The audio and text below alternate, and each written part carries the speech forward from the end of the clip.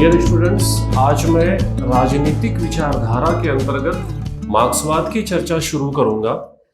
बेहतर होगा कि इस चर्चा को शुरू करने से पहले हम ये देख लें कि यूपीएससी की परीक्षा में विगत 10 वर्षों में मार्क्सवाद से कौन कौन से प्रश्न पूछे गए हैं। तो चलिए सबसे पहले हम लोग प्रश्नों को देख लेते हैं। आप देख रहे हैं कि 2015 में मार्क्सवाद से एक प्रश्न पूछा गया है, जो प्रश्न का उत्तर आपको 150 वर्ड्स में लिखना था। ये जो प्रश्न है उसमें पूछा गया है कि मार्क्सवादी थ्योरी में आधार और अधिरचना के मध्य संबंध की विवेचना कीजिए। ये जब हम लोग मार्क्सवाद के केंद्रीय तत्वों को पढ़ेंगे, उसमें जब हम लोग इकोनॉमिक डिटर्मिनिज्म यानी आर्थिक नियतवाद के बारे में पढ़ेंगे, तो वहाँ पे हम लोग आधार अधिरचना के बारे में विस्तार से चर्चा करेंगे। तो ये एक तरीके से मार्क्सवादी जो विचारधारा है उसके एक पर्टिकुलर एलिमेंट के बारे में इन्होंने ये प्रश्न पूछा हुआ है।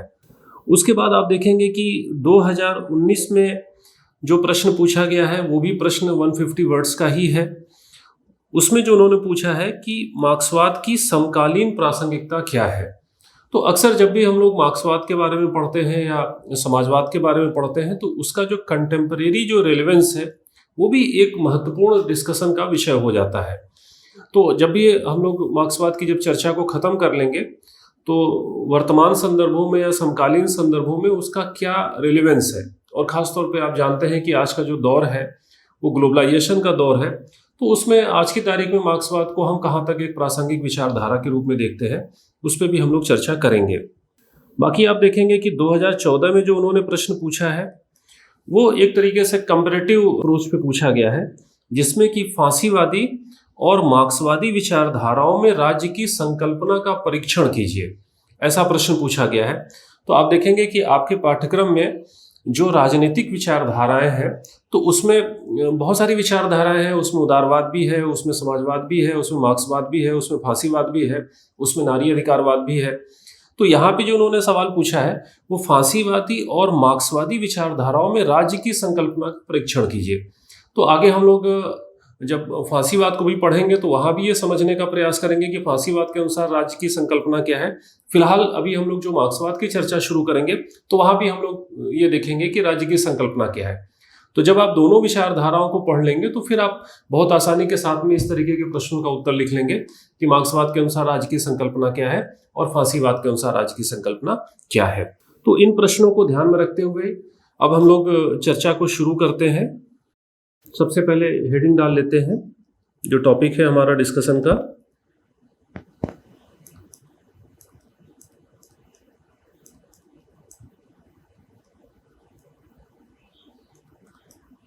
मार्क्सवाद।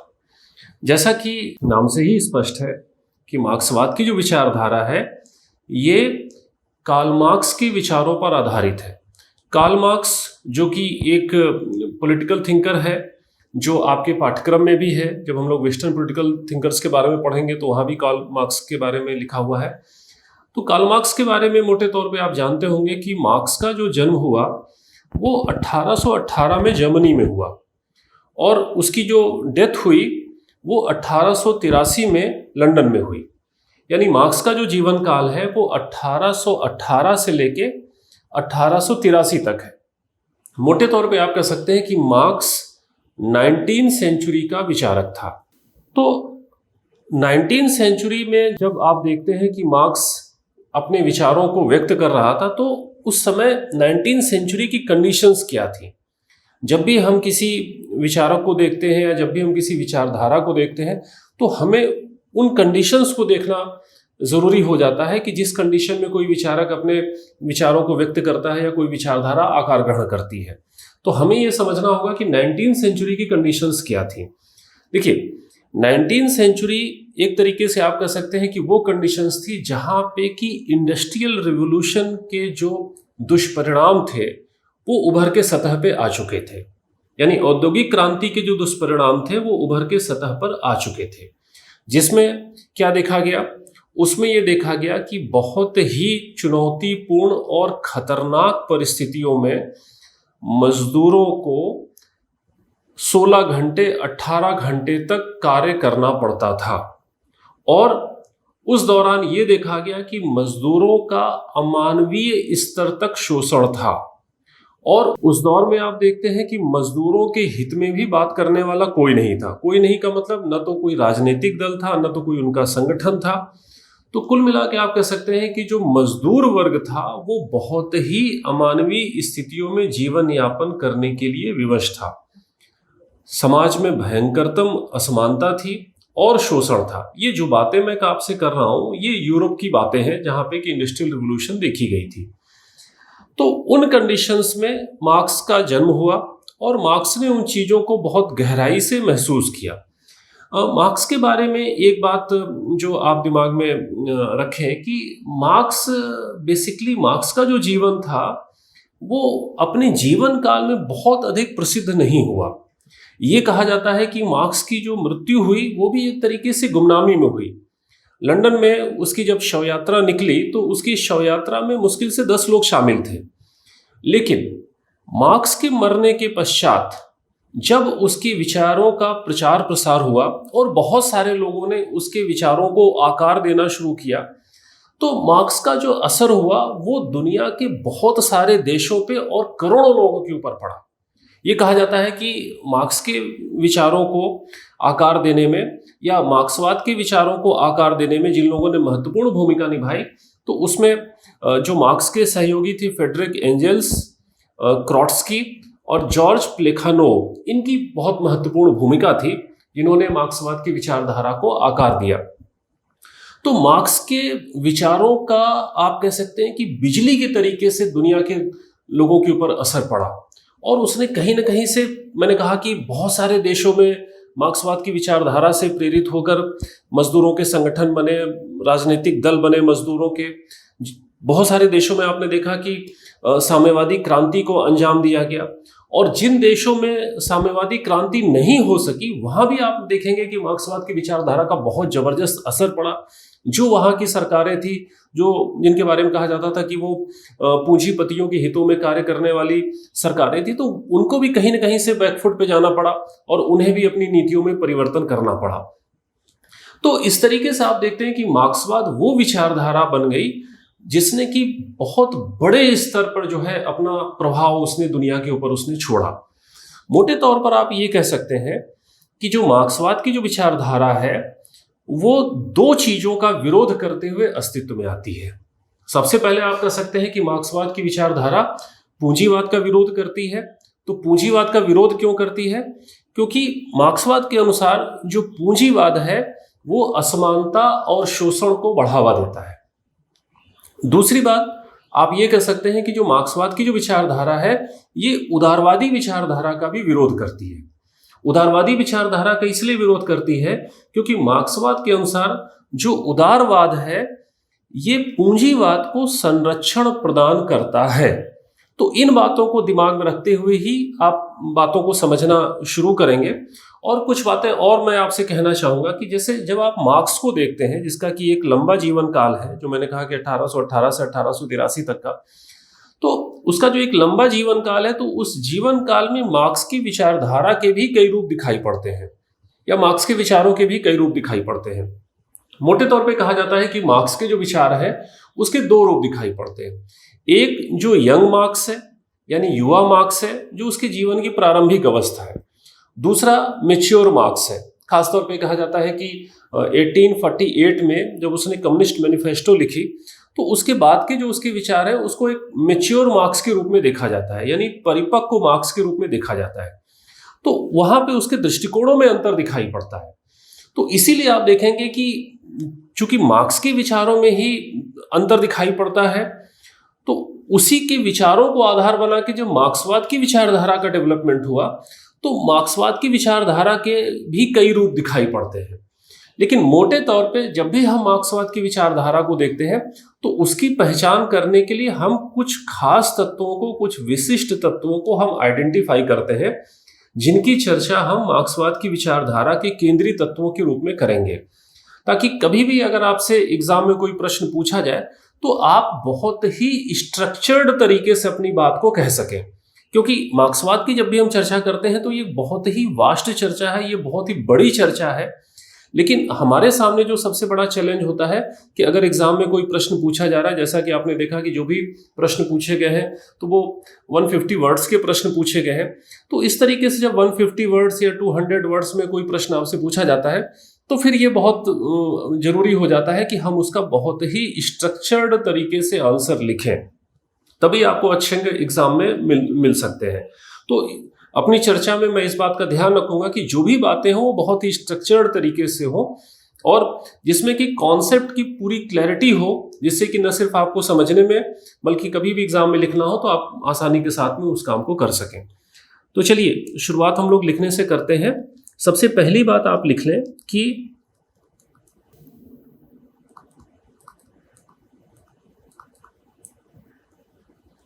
मार्क्सवाद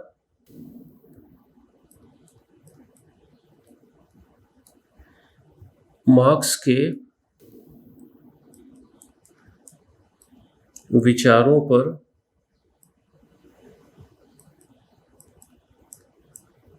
आधारित है, जिससे उसने अर्थात मार्क्स ने 19वीं सदी में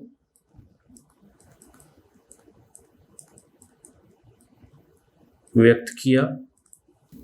दूसरी बात जो मैंने आपसे कही भी थी कि इस विचारधारा को आकार देने में कुछ लोगों की महत्वपूर्ण भूमिका रही है, तो लोगों के नाम लिख लें कि इस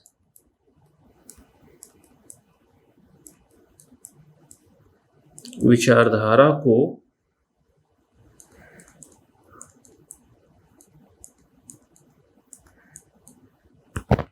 आकार देने में एंजेल्स, जिनका पूरा नाम फ्रेडरिक एंजेल्स था, ये मार्क्स के वैचारिक सहयोगी माने जाते हैं। ये कहा जाता है कि दुनिया में जो सबसे लंबी जो इंटेलेक्चुअल फ्रेंडशिप थी वो कार्ल मार्क्स और एंजेल्स के बीच में थी। इन दोनों ने मिलकर बहुत सारी किताबें लिखी। ठीक है, तो आप लिखिए कि इस विचारधारा को आकार देने में एंजेल्स, दो और नाम लिख लें, ट्रॉट्स्की और जॉर्ज प्लेखानोव की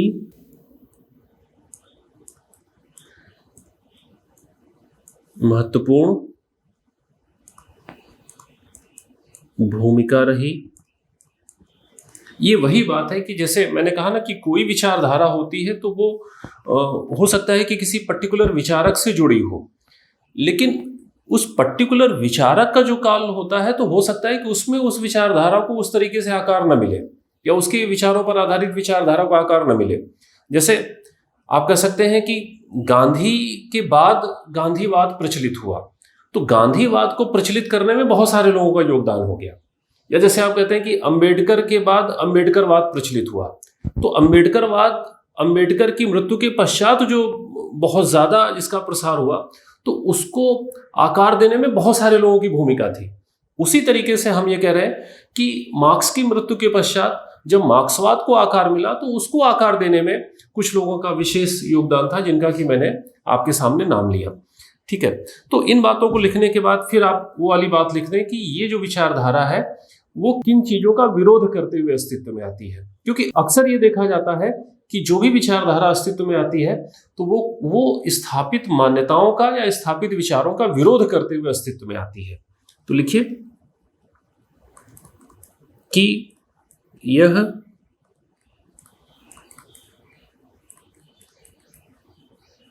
विचारधारा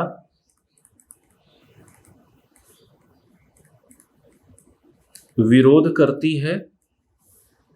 किसका विरोध करती है? एक तो ये पूंजीवाद का विरोध करती है,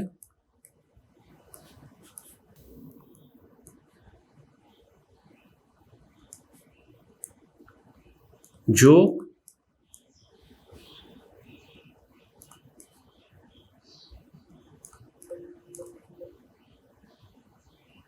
इनके अनुसार असमानता वह शोषण को बढ़ावा देती है। एक अन्य चीज जिसका ये विरोध करती है वो है उदारवाद की विचारधारा,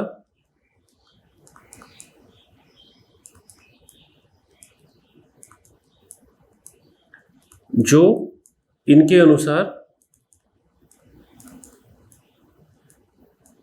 पूंजीवाद को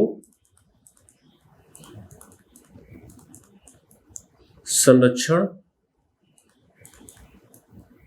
प्रदान करता है। ठीक है, तो इन बातों को आप ध्यान में रखें। फिर जैसा कि मैंने आपसे कहा था कि हर विचारधारा की जो पहचान होती है वो कुछ विशिष्ट तत्वों के आधार पर होती है, जिन्हें हम केंद्रीय तत्व का नाम दे सकते हैं। तो उसी तरीके से जब हम मार्क्सवाद को देखते हैं तो मार्क्सवाद की भी जो पहचान होती है वो कुछ निश्चित तत्वों के आधार पर होती है। उन तत्वों के आधार पर ही हम मार्क्सवाद की विचारधारा को व्याख्यायित कर सकते हैं। तो हम लोग लिख लेते हैं कि मार्क्सवाद की विचारधारा के केंद्रीय तत्व कौन कौन से हैं।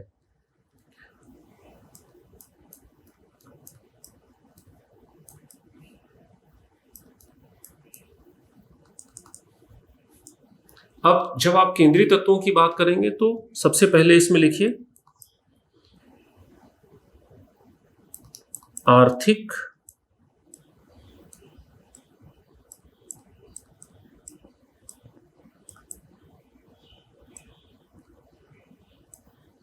नियतवाद, जिसे इकोनॉमिक डिटर्मिनिज्म कहा जा सकता है।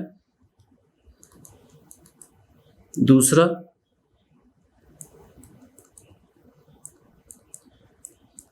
ऐतिहासिक भौतिकवाद अर्थात हिस्टोरिकल मेटेरियलिज्म। तीसरा द्वंद्वात्मकता,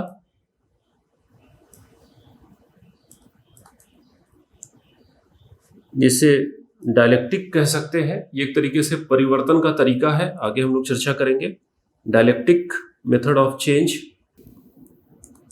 इसके बाद आप लिखिए अलगाव का सिद्धांत, थ्योरी ऑफ एलिनिएशन।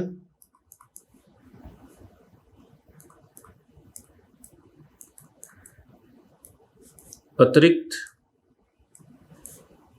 मूल्य का सिद्धांत, थ्योरी ऑफ सरप्लस वैल्यू। छठा लिखिए वर्ग संघर्ष। इसी क्रम में सातवां लिख लीजिए सर्वहारा क्रांति। और लास्ट में लिख लीजिए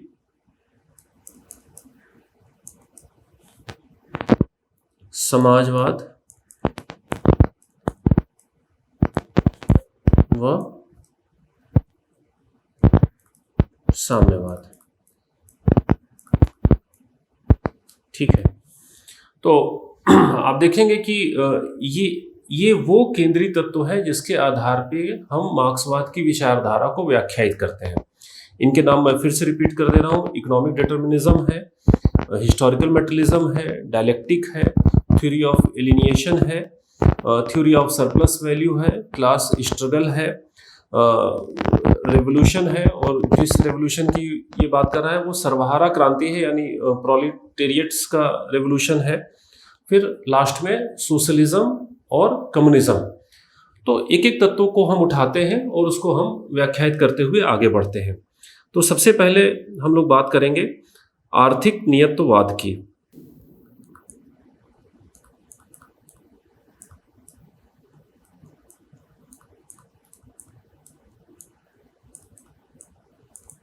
ये जो इकोनॉमिक डिटर्मिनिज्म का जो सिद्धांत है मार्क्सवाद की विचारधारा में, ये आप इसके नाम से ही इसको समझ सकते हैं आर्थिक नियतवाद। यानी जो इकोनॉमिक जो फैक्टर्स हैं वो तय करते हैं क्या बाकी सारी चीजों को। यानी मार्क्सवाद की जो विचारधारा है वो इस बात पर बल देती है कि समाज के जो आर्थिक तत्व होते हैं वही समाज के बाकी चीजों को निर्धारित करते हैं। इस चीज को व्यक्त करने के लिए आधार अधिरचना के सिद्धांत का सहारा लिया जाता है। आपने देखा कि प्रश्न भी आधार और अधिरचना के ऊपर पूछा हुआ है, तो इसे हम आधार और अधिरचना के रूप में देखते हैं।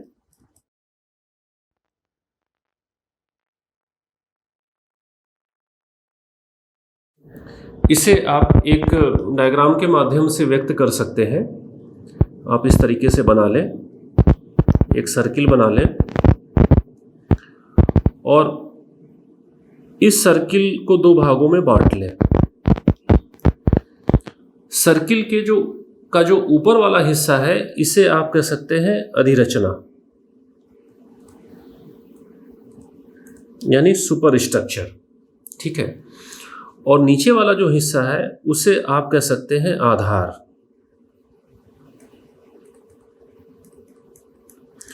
जो आधार है इसे एक दूसरे शब्द से भी आप व्यक्त कर सकते हैं, आधार यानी बेस।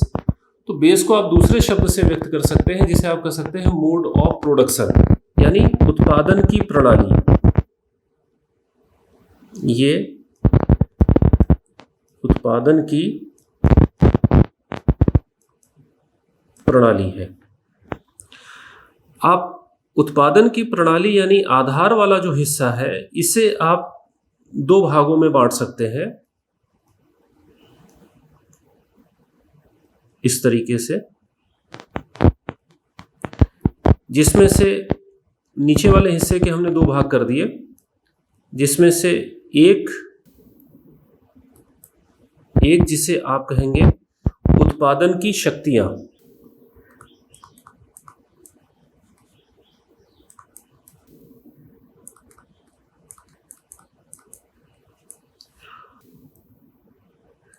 दूसरा जिसे आप कहेंगे उत्पादन के संबंध।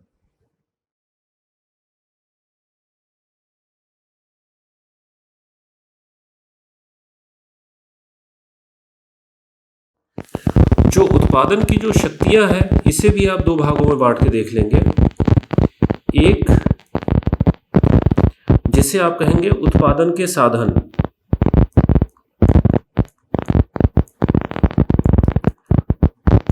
एक बार आप लिख लें फिर मैं इसका अर्थ स्पष्ट कर देता हूं।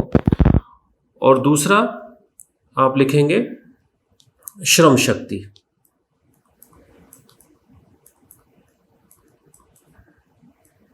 ठीक है, ये जो पूरा जो मॉडल है इसे हम बेस सुपरस्ट्रक्चर मॉडल भी कहते हैं, यानी आधार अधिरचना का मॉडल कहते हैं, जिसको व्यक्त करने के लिए हमने एक सर्किल बनाया।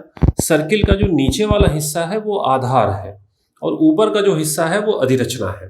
ठीक है, अब आधार यानी बेस, जिसे ये कहा गया कि वो एक प्रकार से मोड ऑफ प्रोडक्शन है, वो उत्पादन की प्रणाली है।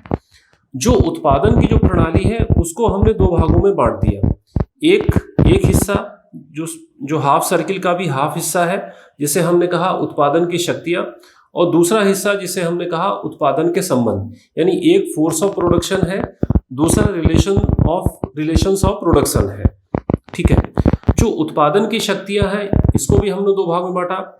एक उत्पादन के साधन यानी मीन ऑफ प्रोडक्शन, और दूसरा वर्कफोर्स यानी जो श्रम शक्ति है। देखिए, कुल मिला के इस आधार अधिरचना के सिद्धांत के माध्यम से मार्क्सवाद क्या स्पष्ट करना चाहता है, वो ये कहता है कि जैसा आधार होगा वैसी अधिरचना होगी। जैसा आधार होगा अर्थात किसी भी समाज की जिस प्रकार की आर्थिक गतिविधियां होंगी या किसी भी समाज की जिस तरीके की उत्पादन की प्रणाली होगी उसी के अनुसार अधिरचना होगा। यानी जो सुपर स्ट्रक्चर है वो इस बात पर निर्भर करता है कि किस तरीके से मोड ऑफ प्रोडक्शन होगा, यानी उत्पादन की प्रणाली होगी। और अधिरचना में कौन कौन सी चीजें आएंगी, तो अधिरचना में समाज में बाकी सारी चीजें आ जाएंगी। यानी अधिरचना में राज्य भी आ जाएगा, अधिरचना में राज्य की संस्थाएं भी आ जाएंगी, अधिरचना में राज्य का कानून भी आ जाएगा, अधिरचना में धर्म भी आ जाएगा, संस्कृति भी आ जाएगी, दर्शन भी आ जाएगा, विचार भी आ जाएगा, मूल्य भी आ जाएगा, सब कुछ आ जाएगा। यानी कहने का मार्क्सवाद का सीधा सा तात्पर्य यह है कि जिस प्रकार की समाज की उत्पादन की प्रणाली होगी उसी के अनुसार राज्य एक्ट करेगा, उसी के अनुसार राज्य की संस्थाएं एक्ट करेंगी, उसी के अनुसार गवर्नमेंट एक्ट करेगी, उसी के अनुसार धर्म होगा, उसी के अनुसार दर्शन होगा, सब कुछ उसी के अनुसार होगा। ठीक है, नाम पे ध्यान दीजिएगा, आर्थिक नियतवाद, इकोनॉमिक डिटर्मिनिज्म, यानी जो इकोनॉमिक कंडीशंस हैं वो बाकी सारी चीजों को निर्धारित करते हैं। ठीक है, तो आप यहां पे लिख सकते हैं कि अधिरचना में क्या क्या चीजें हैं। अधिरचना में राज्य है, सरकारें हैं, कानून है, धर्म है, दर्शन है, मूल्य है, विचारधारा है, सब कुछ अधिरचना का पार्ट है। ठीक, और उत्पादन की प्रणाली जिसके बारे में कहा गया कि उसमें दो चीजें हैं, उत्पादन की शक्तियां भी हैं और उत्पादन के संबंध भी है। शक्तियों में उत्पादन के साधन हैं, तो साधन में क्या है, साधन में एक तरीके से मशीनें हैं या औजार है। आप लिख सकते हैं कि उत्पादन के जो साधन है इसमें मशीनें हैं और औजार इत्यादि है। और जो श्रम शक्ति है वो एक तरीके से मजदूरों का श्रम है और उनकी स्किल्स है, उनका कौशल है। ठीक है, इसमें मजदूर व उसका कौशल है, इसे स्किल कह सकते हैं आप। और जो उत्पादन के संबंध है वो उसी के अकॉर्डिंग होगा। तो समय के साथ साथ जो उत्पादन के संबंध हैं वो बदलते रहे। जैसे मार्क्सवाद की विचारधारा में देखेंगे तो सबसे पहले ये स्वामी और दास के रूप में दिखाई पड़ते हैं कि समाज में एक वर्ग स्वामी का होता है और दूसरा दास का होता है। फिर समय के साथ साथ चेंजेज आए तो स्वामी का स्थान ले लिया सामंतों ने और दास का स्थान ले लिया अर्धदास ने। ये जो शब्दावलियां हैं ये सब मार्क्सवाद की विचारधारा में प्रयोग की जाती हैं। उसके बाद जब पूंजीवाद की अवस्था आती है तो जो संबंध है वो उसमें एक वर्ग होता है पूंजीपति का और दूसरा हो जाता है सर्वहारा का या मजदूर जिसे कहा जाता है। ठीक है, तो कुल मिला के ये जो पूरा जो मॉडल है, ये जो पूरा सिद्धांत है, इसे आप इस तरीके समझे कि देखिए मार्क्सवाद ये कहता है कि जिस तरीके से उत्पादन की प्रणाली होगी उसी तरीके से अधिरचना यानी सुपर स्ट्रक्चर की चीजें होंगी। हाँ, इस सिद्धांत के माध्यम से मार्क्सवाद ये स्पष्ट करना चाहता है कि जो उत्पादन की जो प्रणाली होती है ये हमेशा समानता के सिद्धांत पर कार्य नहीं करती।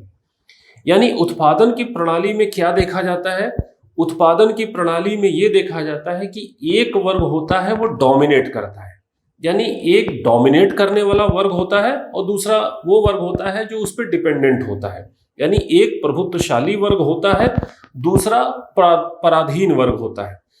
तो जाहिर सी बात है कि जो प्रभुत्वशाली वर्ग होगा वो उत्पादन की प्रणाली को अपने हितों के अनुसार चलाएगा। तो जो प्रभुत्वशाली वर्ग होगा जब वो उत्पादन की प्रणाली को अपने हितों के अनुसार चलाएगा तो उसी के अनुसार फिर अधिरचना की सारी चीजें एक्ट करेंगी। फिर उसी डोमिनेंट क्लास या प्रभुत्वशाली वर्ग के हितों के अनुसार ही राज्य कार्य करेगा, उसी प्रभुत्वशाली वर्ग के हितों के अनुसार सरकारें कार्य करेगी, उसी प्रभुत्वशाली वर्ग के हितों के अनुसार ही धर्म या जो धार्मिक गुरु होंगे वो बात करेंगे, जो विचारधारा होगी, जो मूल्यों का प्रसार होगा वो सब उसी के अनुसार होगा। ठीक है, तो इस तरीके से वो ये दिखाना चाहते हैं कि देखिए चूंकि उत्पादन की प्रणाली में एक वर्ग जो डोमिनेट करता है वो सब कुछ को, सभी चीजों को अपने हितों के अनुसार चलाता है, और जो डोमिनेट करने वाला जो क्लास होता है उसका जो अल्टीमेट उद्देश्य होता है वो मुनाफा कमाना होता है। तो इस तरीके से ये जो उत्पादन की जो प्रणाली है ये अंतर विरोधों से ग्रस्त हो जाती है, इसमें कॉन्ट्राडिक्शंस आ जाते हैं। इसमें चीजें बराबरी के आधार पे नहीं चलती, इसमें चीजें समानता के आधार पर नहीं चलती, इसमें एक्सप्लॉयटेशंस होते हैं जिसके चलते कि पूरे के पूरे सिस्टम में गहरे अंतर विरोध जन्म लेते हैं। तो कहीं ना कहीं से देखिए, इस मॉडल के आधार पे मार्क्सवादी ये सिद्ध करना चाहते हैं कि किस तरीके से जो इकोनॉमिक इश्यूज होते हैं वो सोसाइटी की बाकी चीजों को तय करते हैं, और इस मॉडल के अनुसार ये दिखाना चाहते हैं कि किस तरीके से जो डोमिनेंट क्लास होता है वो किस तरीके से राज्य से लेके सरकार से लेके पार्लियामेंट से लेके हर चीज का वो अपने अपने हितों के अनुसार इस्तेमाल करता है। जो कानून भी बनेगा फिर वो किसके हित में कानून बनेगा, तो अगर डोमिनेंट करने वाला जो क्लास है वो अगर कैपिटलिस्ट का है, वो पूंजीपति का है, तो जो कानून भी होगा वो कुछ और नहीं होगा, वो पूंजीपतियों के हितों को संरक्षण प्रदान करने वाला होगा या पूंजीपति के हितों की पूर्ति करने वाला होगा। अगर पार्लियामेंट होगी तो पार्लियामेंट भी किसके हक में कार्य करेगी, तो पार्लियामेंट भी कैपिटलिस्ट या पूंजीपति के हित में कार्य करेगी। तो इस तरीके की चीजों को वो इस सिद्धांत के माध्यम से वो इस्टेब्लिश करना चाहते हैं। तो कुछ बातें आप लोग लिख लें। पहली बात लिखें कि जिस प्रकार का आधार या उत्पादन प्रणाली होगी वैसी ही अधिरचना होगी, यानी जैसा बेस होगा वैसा ही सुपर स्ट्रक्चर होगा। ठीक है, नेक्स्ट लिख लें। मार्क्सवादी ये मानते हैं कि उत्पादन प्रणाली के संबंध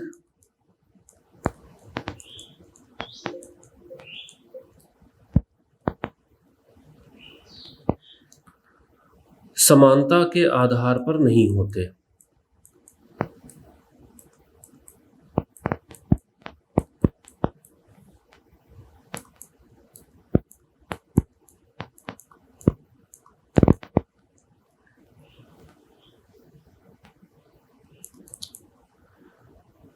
अर्थात उसमें, नेक्स्ट पॉइंट लिख लें, उसमें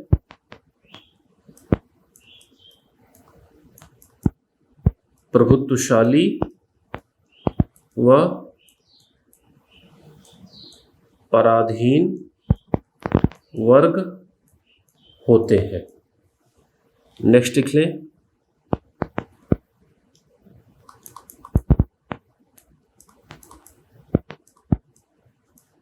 उत्पादन की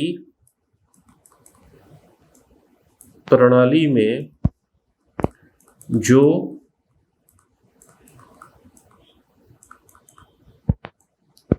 प्रभुत्वशाली वर्ग होता है वही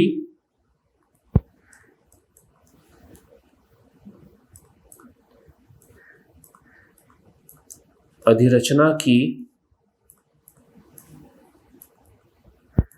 सभी चीजों को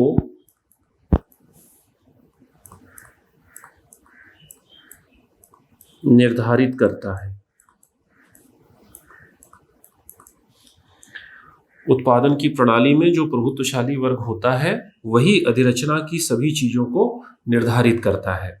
नेक्स्ट लिख लें,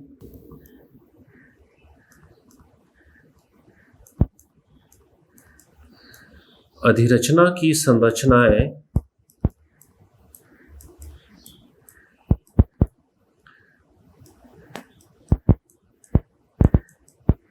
प्रभुत्वशाली वर्ग के हितों के अनुसार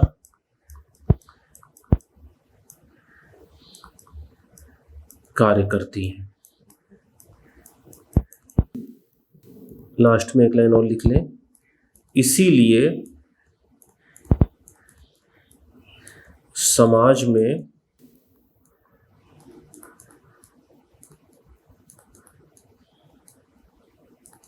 अंतर्विरोध व संघर्ष विद्यमान रहते हैं। ठीक है, तो ये सबसे आप कह सकते हैं कि एक फंडामेंटल प्रिंसिपल है मार्क्सवाद के अनुसार, जिसे हमने बेस और सुपरस्ट्रक्चर मॉडल के रूप में आपको समझाया, जिसमें कि आपको बस इतना ध्यान रखना है कि जिस प्रकार का बेस होगा उसी प्रकार से सुपरस्ट्रक्चर होगा। क्योंकि जो बेस है यानी जो मोड ऑफ प्रोडक्शन है, उसमें एक क्लास डोमिनेंट होता है जो डोमिनेट करता है, तो वही क्लास क्या करता है कि वो सुपरस्ट्रक्चर को अपने हितों के अनुसार चलाता है। वो राज्य को अपने हितों के अनुसार चलाएगा, वो सरकार को अपने हितों के अनुसार चलाएगा, वो सारी चीजों को अपने हितों के अनुसार चलाएगा। तो ये बात को आपको पकड़ के रखना है। ठीक है, अब इसी आधार पे जो दूसरा जो केंद्रीय तत्व है उसे हम समझने का प्रयास करते हैं, जिसे ऐतिहासिक भौतिकवाद या हिस्टोरिकल मेटलिज्म कहा जाता है। देखिए, मोटी बात तो आप समझ गए कि मार्क्स के अनुसार सोसाइटी में जिस तरीके का आर्थिक तंत्र होता है, जिस तरीके की उत्पादन की प्रणाली होती है, उसी के हिसाब से समाज की बाकी चीजें संचालित होती हैं। तो यही बात मार्क्सवाद में कही गई कि जो इतिहास है वो कुछ और नहीं है, वो सिर्फ आर्थिक तत्वों का एक प्रकार से रिफ्लेक्शन है, उसका एक तरीके से वो प्रकटीकरण है। यानी जैसे इतिहास को देखने के कई नजरिए होते हैं। ठीक है, अब हम मार्क्सवाद की विचारधारा के दूसरे तत्व को देखते हैं, जिसे ऐतिहासिक भौतिकवाद के नाम से जाना जाता है। तो सबसे पहले हम लोग हेडिंग डाल लेते हैं,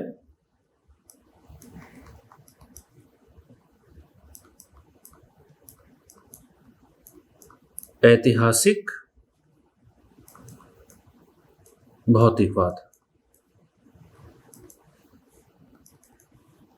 देखिए, ऐतिहासिक भौतिकवाद का जो सिद्धांत है वो आर्थिक नियतवाद, जिसकी अभी मैंने आपसे चर्चा की, उसी से ये बात निकल के सामने आई है। जो इकोनॉमिक डिटर्मिनिज्म है वो ये कहता है कि समाज की सभी चीजें आर्थिक तत्वों से ही निर्धारित होती है। उसी आधार पे जब ऐतिहासिक भौतिकवाद के सिद्धांत को व्यक्त किया गया तो ये कहा गया, जैसा कि नाम से ही स्पष्ट है, कि जो इतिहास है वो भौतिकवादी चीजों से निर्धारित होता है। यहाँ पे भौतिकवादी कहने का जो तात्पर्य है वो आर्थिक शक्तियों से है, वो आर्थिक तत्वों से है। यानी जो इकोनॉमिक फैक्टर्स होते हैं वो इतिहास की गति को प्रभावित और निर्धारित करते हैं। जैसे आप इतिहास को पढ़ते हैं या इतिहास को देखते हैं तो इतिहास को देखने के कई दृष्टिकोण हैं। आमतौर पर हम इतिहास को किस रूप में देखते हैं? तो आमतौर पे आप इतिहास को कहीं ना कहीं से राजवंशों के या राजा रानियों के उत्थान और पतन की कहानी के रूप में देखते हैं कि पहले इस राजवंश का शासन था या इस राजा का शासन था, उसके पश्चात दूसरे राजवंश का शासन आया, दूसरे राजाओं का शासन आया। उस रूप में हम इतिहास को पढ़ते हैं। लेकिन मार्क्सवाद उस तरीके से इतिहास को नहीं देखता। वो कहता है कि इतिहास कुछ और नहीं है, वो सिर्फ आर्थिक जो तत्व है उसी का एक तरीके से प्रकटीकरण है। जो आर्थिक तत्व है वो इतिहास की गति को निर्धारित करते हैं। यानी जैसी समाज की आर्थिक व्यवस्था होगी उसी के अनुसार किसी भी काल में समाज की जो सामाजिक और राजनीतिक व्यवस्था है वो उसी के अकॉर्डिंग होगी। तो अगर हम इतिहास को समझना चाहते हैं तो हमें उस दौर की आर्थिक प्रणाली को समझना होगा, उस दौर की उत्पादन की प्रणाली को समझना होगा। उसी के आधार पर फिर हम वहाँ की सामाजिक और राजनीतिक स्थितियों को समझने का प्रयास करें। तो कुल मिला के देखिए, ये जो हिस्टोरिकल मेटलिज्म का जो सिद्धांत है, इसमें जो है एक बात जो ध्यान देने वाली बात है कि इसमें सिर्फ इतिहास की ही बात नहीं कही गई है। जैसे इसमें आप देखेंगे कि हिस्टोरिकल मेटलिज्म में न सिर्फ इतिहास की व्याख्या है बल्कि वर्तमान का विश्लेषण भी है और भविष्य के बारे में कुछ निश्चित भविष्यवाणियां भी हैं। जैसे आप जब ऐतिहासिक भौतिकवाद के सिद्धांत को देखेंगे तो उसमें मार्क्सवाद कई स्टेजेस की चर्चा करता है। उसमें सबसे पहला जो स्टेज है वो आदिम साम्यवाद है। उसके बाद की जो अवस्था है वो स्लेवरी यानी दास युग है। फिर उसके बाद में सामंतवाद है यानी फ्यूडलिज्म है। उसके बाद में जो है पूंजीवाद है यानी कैपिटलिज्म है। उसके बाद में फिर समाजवाद और साम्यवाद की अवस्था है। तो इसमें आप देखेंगे कि जो आदिम साम्यवाद है या दास युग है या सामंत युग है, ये तो एक तरीके से इतिहास के नजरिए से उसने बताया। लेकिन जो पूंजीवाद है वो वर्तमान है, और जो साम्यवाद है या समाजवाद है वो जो है भविष्य के बारे में भविष्यवाणियां हैं। तो इन बातों को आप लिख लें ताकि आपके दिमाग में ये चीजें स्पष्ट रहे। पहली बात आप लिख लीजिए कि जो ऐतिहासिक भौतिकवाद है वो क्या है? ये इतिहास की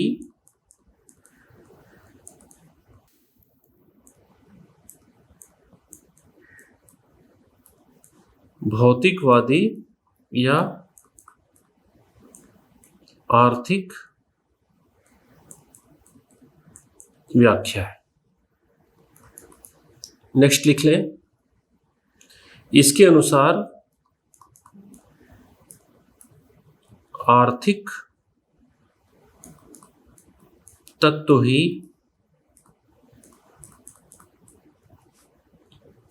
इतिहास की गति को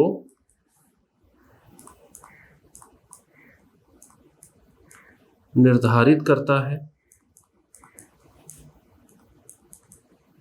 इसी में कुछ और बातें लिख लें जो मैंने आपसे कहा कि जो ऐतिहासिक भौतिकवाद है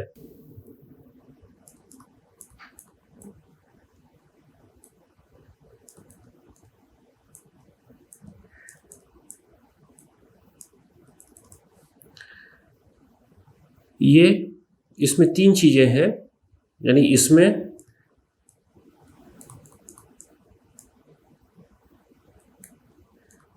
इतिहास की व्याख्या है, इसमें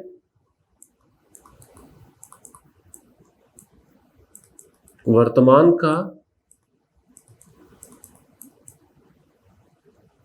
विश्लेषण है, और साथ ही आप देखेंगे कि इसमें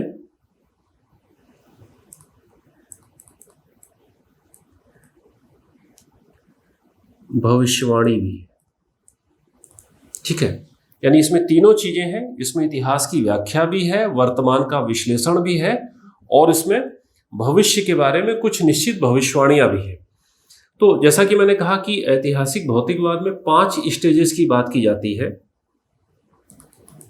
तो इसमें 5 अवस्थाओं की चर्चा की जाती है।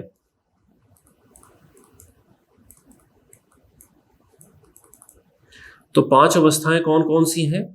सबसे पहले आदिम साम्यवाद, जो प्रिमिटिव स्टेज है। दूसरा दास युग, और तीसरा सामंत युग।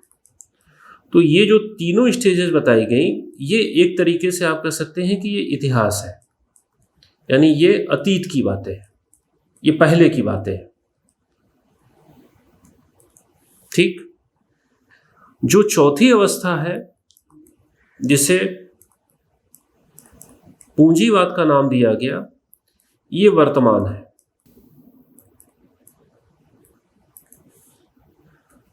ठीक है।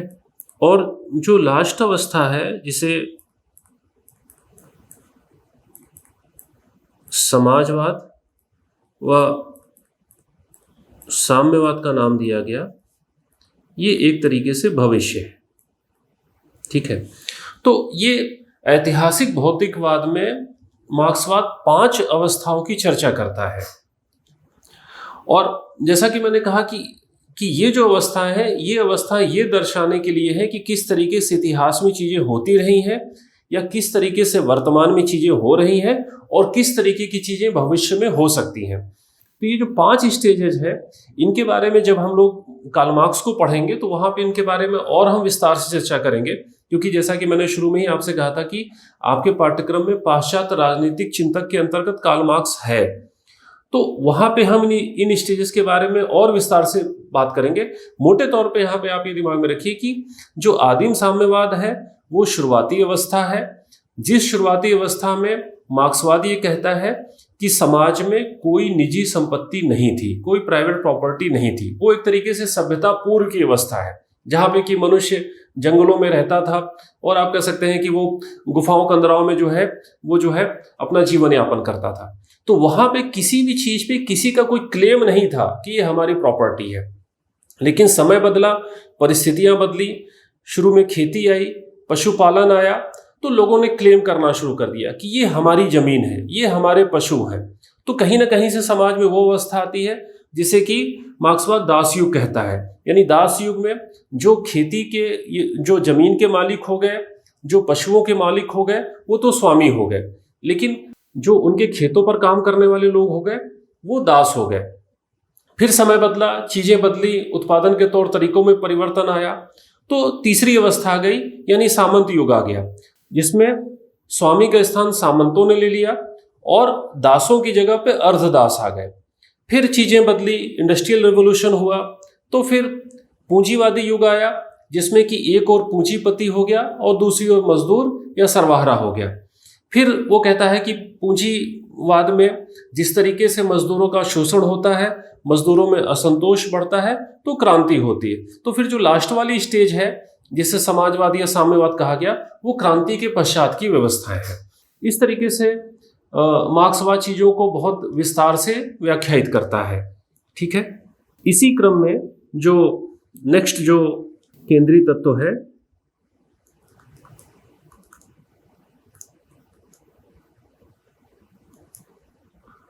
उसे आप कह सकते हैं द्वंद्वात्मकता।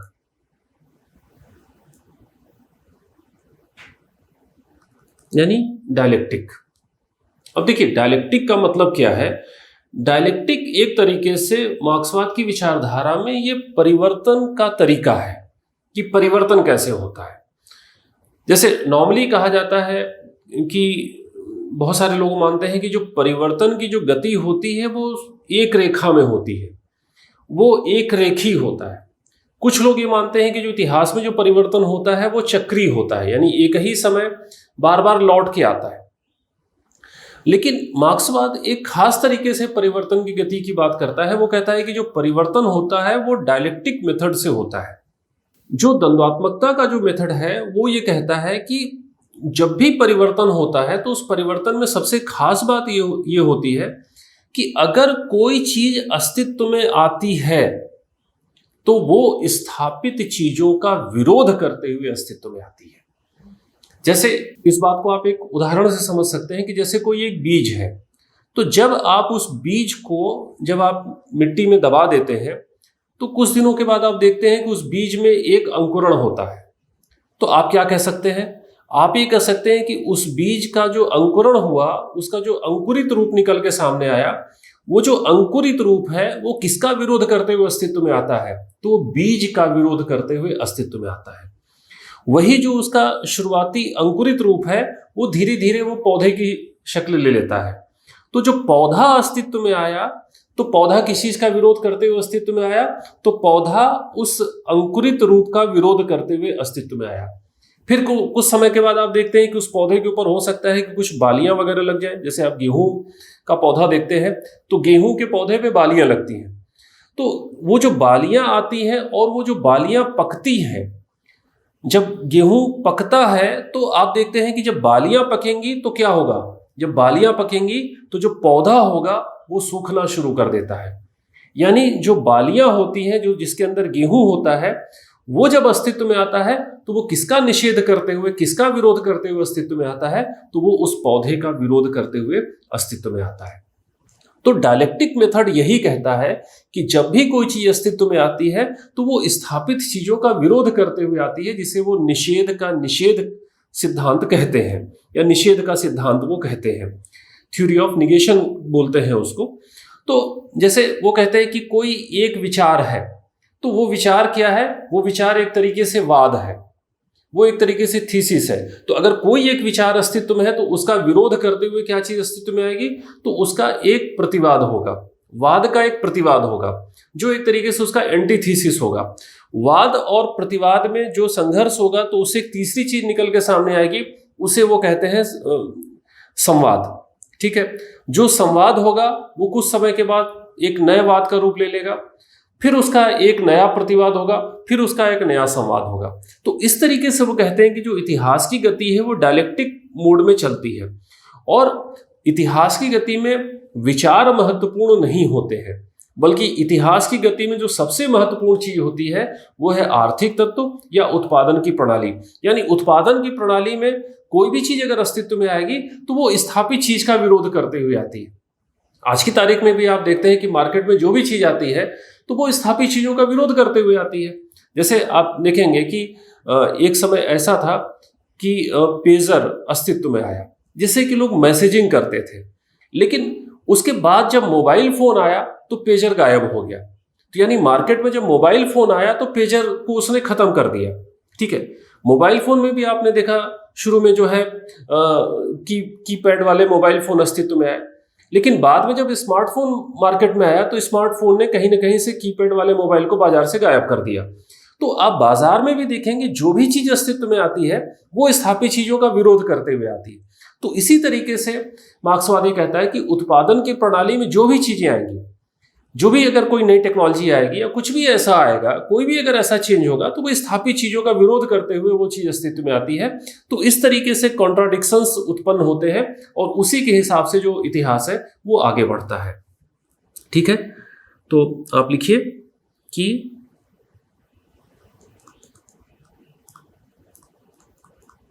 इतिहास न तो एक रेखीय गति में आगे चलता है और न ही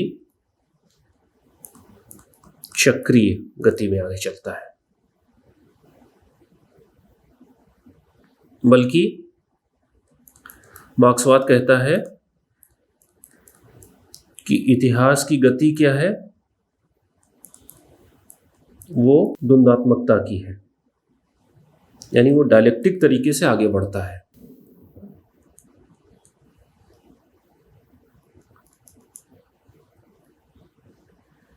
जो डायलेक्टिक अर्थ क्या है, ये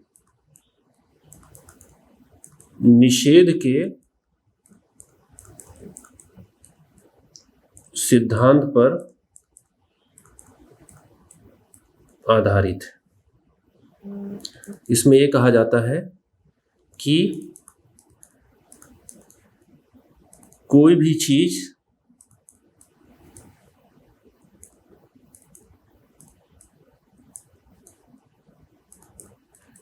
स्थापित चीजों का विरोध करते हुए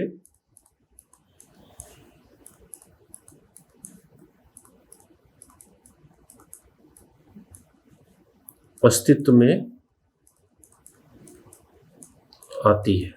जो मैंने उदाहरण दिया आपको उस गेहूं के पौधे का, ठीक है, इस चीज को आप एक डायग्राम के माध्यम से व्यक्त कर सकते हैं। जैसे वो कहता है कि कोई चीज है तो वो मान लीजिए कि वो एक वाद है, वो एक थीसिस है, तो उस थीसिस का विरोध करते हुए क्या चीज अस्तित्व में आएगा, तो वो उसका प्रतिवाद हो जाएगा, वो एंटीथीसिस हो जाएगा।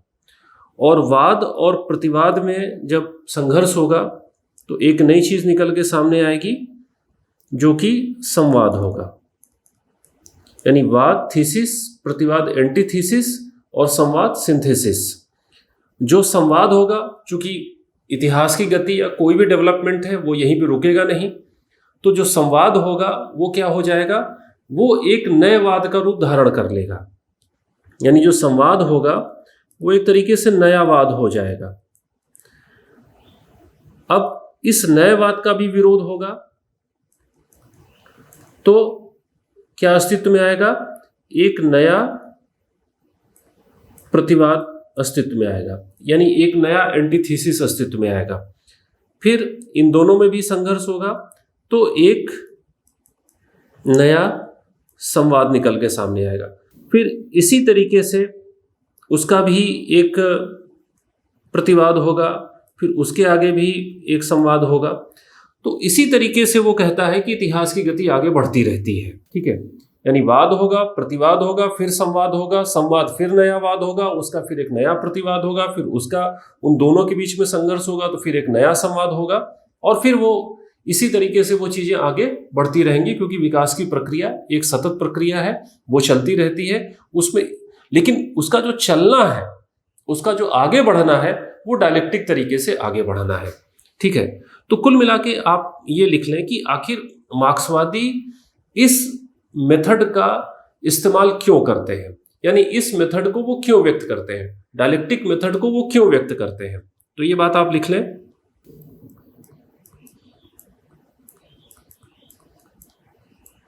इसका प्रयोग वो किसी भी व्यवस्था के या किसी भी समाज के अंतर्विरोध को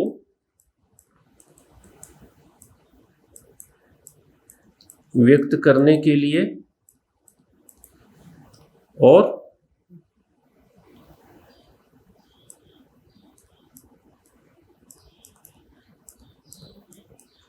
वर्ग संघर्ष को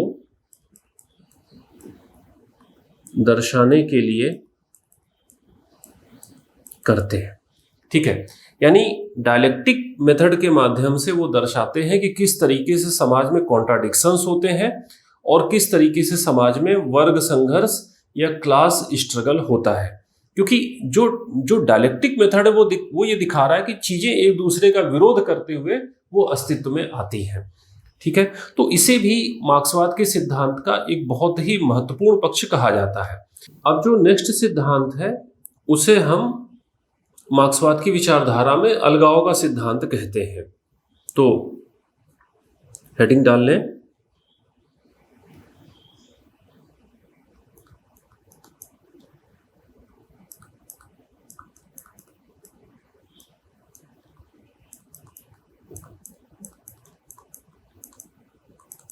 अलगाव का सिद्धांत। देखिए, जो बात मैंने शुरू में आपसे बताई थी कि जब आप मार्क्स के विचारों को देखते हैं तो मार्क्स के विचार के भी दो रूप नजर आते हैं, एक युवा मार्क्स और दूसरा परिपक्व मार्क्स, यानी एक यंग मार्क्स और दूसरा मैच्योर मार्क्स। तो जब मार्क्सवाद की विचारधारा को आकार दिया गया तो उसमें कुछ चीजों पे परिपक्व मार्क्स का असर था और कुछ चीजों पे कहा गया कि युवा मार्क्स का भी असर था। ये जो अलगाववाद का जो सिद्धांत है ये युवा मार्क्स के विचारों से प्रेरित है, जिस दरमियान मार्क्स ने जो है दास कैपिटल जैसी रचनाएं की। तो जो मार्क्स की जो शुरुआती रचनाएं थी जिन्हें युवा मार्क्स के तौर पे देखा जाता है, तो उसमें उसका कौन सा दृष्टिकोण उभर के सामने आता है, तो ये कहा जाता है कि उसमें उसका प्रकृतिवादी जो दृष्टिकोण है या एक मानवीयता का जो दृष्टिकोण है वो उसमें उभर के सामने आता है। तो उसमें मार्क्स क्या दर्शाने का प्रयास करता है, वो ये दर्शाने का प्रयास करता है कि जो कैपिटलिज्म है वो क्या करता है, तो कैपिटलिज्म कहीं ना कहीं से लोगों की जो क्रिएटिविटी है, उनकी जो सेंसिटिविटी है, या उनके जो सोशल रिलेशन है, या उनका जो व्यक्तित्व है, उसको वो पूरी तरीके से खत्म कर देता है। ठीक है, उनके अंदर जो भी मानवीय गुण है उनको भी वो धीरे धीरे करके वो खत्म कर देता है। उस बात को मार्क्स इस तरीके से समझाता है कि चूंकि उत्पादन की प्रणाली इस तरीके से होती है कि जिन कंडीशंस में मजदूर कार्य करता है, जिस कंडीशन में सर्वहारा कार्य करता है, तो उस कंडीशन में वो धीरे धीरे वो न सिर्फ उत्पाद से कट जाता है जिस उत्पाद को वो बना रहा है, बल्कि वो आसपास के लोगों से कट जाता है। वो एक ऐसी कंडीशन आती है कि जिसमें वो प्रकृति से कट जाता है, यहाँ तक कि वो अपने आप से कट जाता है और वो मशीनों के साथ काम करते करते वो सिर्फ एक मशीन मात्र ही रह जाता है। इस बात को आप इस तरीके से समझ सकते हैं कि जैसे अगर आपने किसी रेडीमेड कपड़े की फैक्ट्री को देखा होगा, तो रेडीमेड कपड़े की फैक्ट्री में अगर कोई चीज बनती है, मान लीजिए वहां पे कोई शर्ट बन रही है, तो शर्ट कोई एक आदमी अपनी क्रिएटिविटी से नहीं बनाता है, बल्कि उस शर्ट के जो अलग अलग हिस्से होते हैं वो अलग अलग लोग बनाते हैं। अब हो सकता है कि कोई ऐसा उस फैक्ट्री में काम करने वाला व्यक्ति हो जो सिर्फ उस शर्ट का कॉलर ही बनाता हो, अब वो सुबह से लेकर शाम तक 10 घंटे, 12 घंटे, 14 घंटे वो सिर्फ कॉलर ही बना रहा है। तो अगर वो सिर्फ एक ही पैटर्न के सुबह से लेके शाम तक सिर्फ कॉलर ही बना रहा है, तो कॉलर बनाते बनाते बनाते बनाते अल्टीमेटली उसमें उसका सभी तरीके का जो क्रिएटिविटी होगा वो सब धीरे धीरे करके खत्म हो जाएगा। वो एक तरीके से मशीन के साथ काम करते करते वो मशीन हो जाएगा। उसका असर क्या पड़ेगा कि वो न सिर्फ अपने प्रोडक्ट से कट जाएगा, बल्कि उसके जो आसपास के जो लोग काम करने वाले होंगे, वो जिन परिस्थितियों में काम कर रहा है, तो फिर आसपास के लोगों से भी उसका कोई सोशल रिलेशन नहीं रह जाएगा। धीरे धीरे एक ऐसी अवस्था आएगी कि उसके ऊपर प्रकृति के परिवर्तनों का, मौसम के परिवर्तन का भी कोई असर नहीं पड़ेगा, और यहाँ तक कि वो अपने आप से भी वो कट जाएगा। यही बात हम दूसरे उदाहरण में भी देख सकते हैं, यद्यपि मार्क्स ने उस उदाहरण का जिक्र नहीं किया था। जैसे मैं देखता हूं कि बहुत सारे जो स्टूडेंट हैं जो कॉम्पिटिटिव एग्जाम्स की तैयारी करते हैं, तो कॉम्पिटिटिव एग्जाम्स की तैयारी में क्या होता है कि वो अगर वो लंबे समय तक वो तैयारी करते हैं या उनको शुरुआती दौर में ही अगर सफलता नहीं मिलती, तो वो क्या करते हैं कि वो फिर उनकी मजबूरी बन जाता है कि वो एक ही पाठ्यक्रम को, एक ही पुस्तक को बार बार पढ़ते हैं। तो जब आप एक ही पुस्तक को, मान लीजिए कि आप पॉलिटी की कोई बुक पढ़ रहे हैं और उसे आप बार बार पढ़ रहे हैं, तो और आपको अपेक्षित सफलता भी नहीं मिल रही, तो फिर क्या होगा कि धीरे धीरे उस किताब को पढ़ने में आपका कोई इंटरेस्ट नहीं होगा, और फिर लंबे समय तक अगर आपको उस किताब को पढ़ना पड़े और आपको अपेक्षित सफलता नहीं मिले, अपेक्षित उसका परिणाम नहीं मिले, तो फिर धीरे धीरे आपके भीतर व्यवहार में परिवर्तन आने लगता है। मैंने देखा कि बहुत सारे ऐसे स्टूडेंट हैं, फिर वो लोगों से कटने लगते हैं। बहुत सारे स्टूडेंट हैं, फिर कोई भी अगर त्यौहार पड़ता है, कोई भी ऐसी बात होती है, तो वो अपने घर भी नहीं जाते, क्योंकि वो जानते हैं कि वो घर जाएंगे तो घर के लोग उनसे पूछेंगे कि इतने साल से तैयारी कर रहे हो, तो अब तक तुम्हारा क्या रिजल्ट हुआ। वो अपने गांव भी लौट के नहीं जाते, क्योंकि गांव में भी लोग पूछते हैं कि भाई इतने साल से तुम शहर में रह रहे हो, तैयारी कर रहे हो, तुम्हारा रिजल्ट अब तक क्या हुआ। तो कहीं ना कहीं से उनके अंदर की क्रिएटिविटी खत्म होती, वो लोगों से कटने लगते हैं।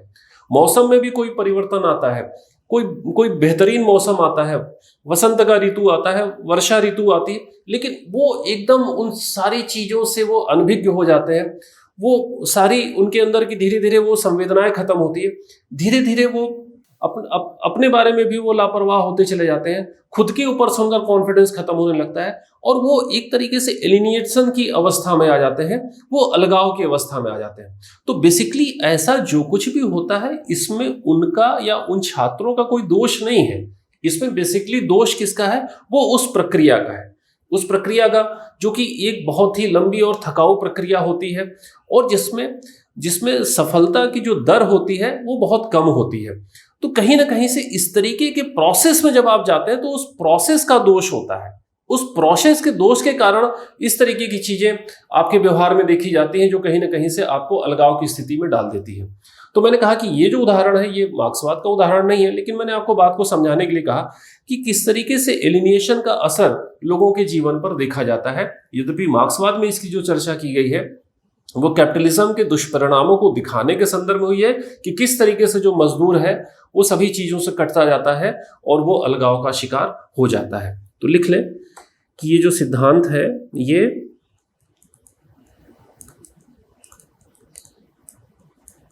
मार्क्स के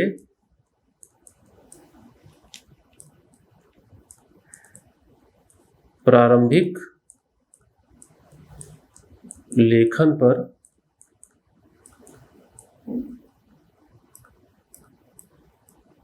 आधारित है। इसमें मार्क्स का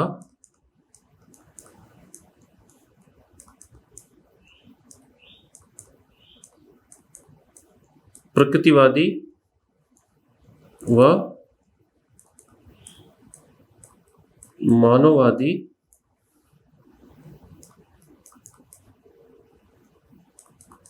दृष्टिकोण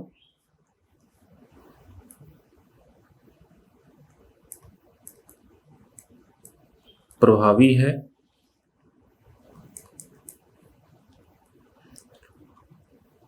इसके अनुसार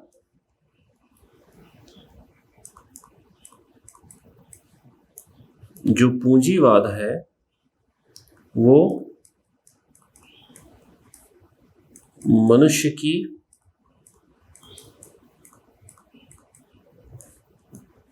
रचनात्मकता,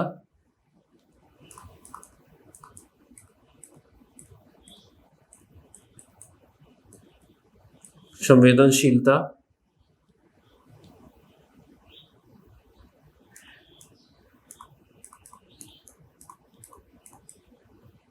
सामाजिकता व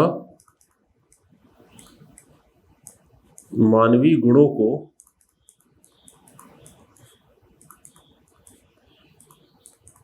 नष्ट कर देता है।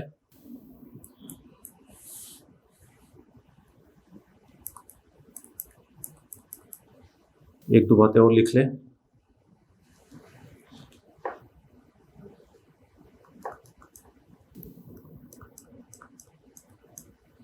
जिससे सर्वहारा अपने उत्पाद से अलग हो जाता है। जो प्रोडक्ट वो तैयार करता है उससे अलग हो जाता है, मतलब उसमें उसकी कोई क्रिएटिविटी नहीं है ना। वो सहयोगियों से अलग हो जाता है।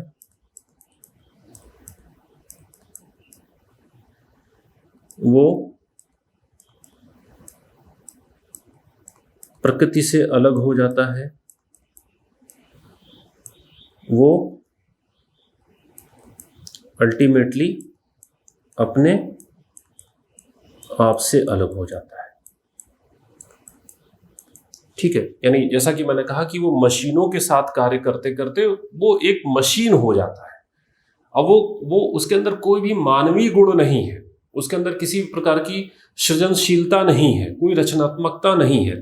तो जैसा कि मैंने कहा कि इसका इस्तेमाल जो मार्क्सवादी हैं वो कहीं ना कहीं से पूंजीवाद की जो विसंगतियां हैं उनको दर्शाने के लिए करते हैं कि किस तरीके से पूंजीवाद ने मनुष्यों के जीवन के ऊपर कितनी गहराई तक जो है अपने दुष्परिणाम को उसने जो है छोड़ा है। ठीक है, अब इसी क्रम में आगे बढ़ते हैं। जो नेक्स्ट जो केंद्रीय तत्व है मार्क्सवाद की विचारधारा में, उसे हम अतिरिक्त मूल्य के सिद्धांत के तौर पर देखते हैं। तो आप लिख लें, अतिरिक्त मूल्य का सिद्धांत। यानी ये जो थ्योरी ऑफ सरप्लस वैल्यू है ये क्या है? देखिए, ये जो सिद्धांत है ये सिद्धांत भी कहीं ना कहीं से पूंजीवाद के शोषण को प्रदर्शित करने के लिए व्यक्त किया गया। ये सिद्धांत ये कहता है कि किसी भी चीज का जो मूल्य होता है वो उसमें लगे श्रम के अनुसार होता है। लेकिन पूंजीवाद में होता क्या है? पूंजीवाद में होता है कि जैसे जो मजदूर है वो कोई उत्पाद तैयार करता है, और जो वो उत्पाद तैयार करता है, मान लीजिए कि वो 1,000 रुपए का बिकता है। अब उत्पाद तो 1,000 रुपए का बिका, लेकिन जो पूंजीपति है वो अगर मजदूर को सिर्फ और सिर्फ 100 रुपए मजदूरी देता है, तो मजदूर को तो उस उत्पाद को तैयार करने के बदले में 100 रुपए मिला, लेकिन जो प्रोडक्ट है वो 1,000 रुपए का बिका। तो कहीं ना कहीं से जो 900 रुपए होगा वो क्या होगा? तो मार्क्सवाद के अनुसार वो सरप्लस वैल्यू होगा, वो अतिरिक्त मूल्य होगा। और वो जो अतिरिक्त मूल्य होगा वो क्या होगा? वो कैपिटलिस्ट का या पूंजीपति का मुनाफा होगा। तो पूंजीपति का प्रयास क्या होगा?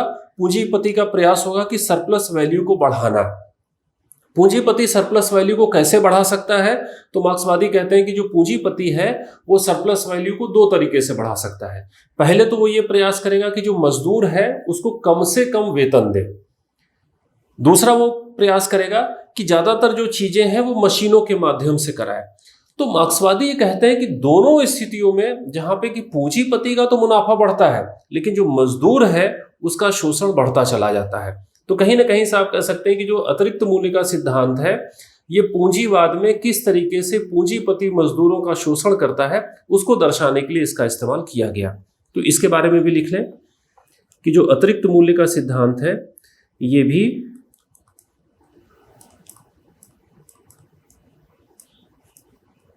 पूंजीवाद के शोषण को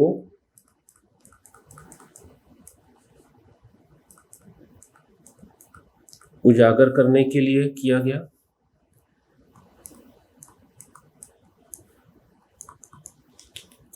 ठीक है, इसकी ये मान्यता है कि किसी वस्तु का मूल्य उसमें लगे श्रम से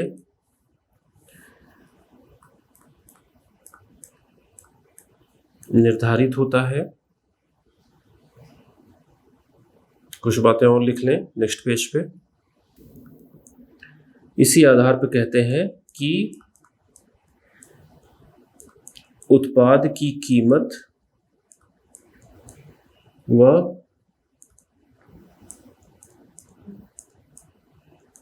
मजदूर को मिलने वाली या मजदूर को मिलने वाले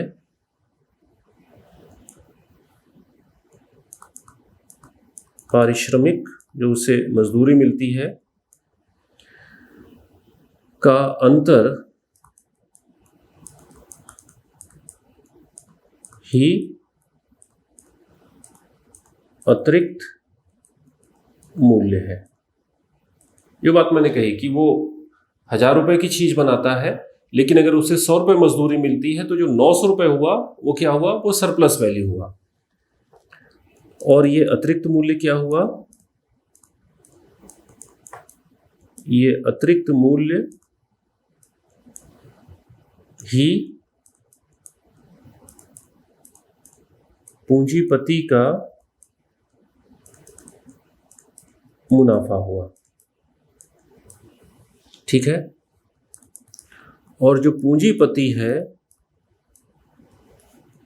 जो कैपिटलिस्ट है, वो क्या प्रयास करता है, वो एक और तो मजदूर को कम से कम वेतन देता है, और दूसरी ओर वो क्या करता है, वो मशीनीकरण करता है। ठीक है। आप यहां लिख सकते हैं कि जो पूंजीपति है वो अपने लाभ को बढ़ाने के लिए, लाभ को बढ़ाने के लिए मजदूर को कम से कम वेतन देता है और मशीनीकरण करता है। ठीक है।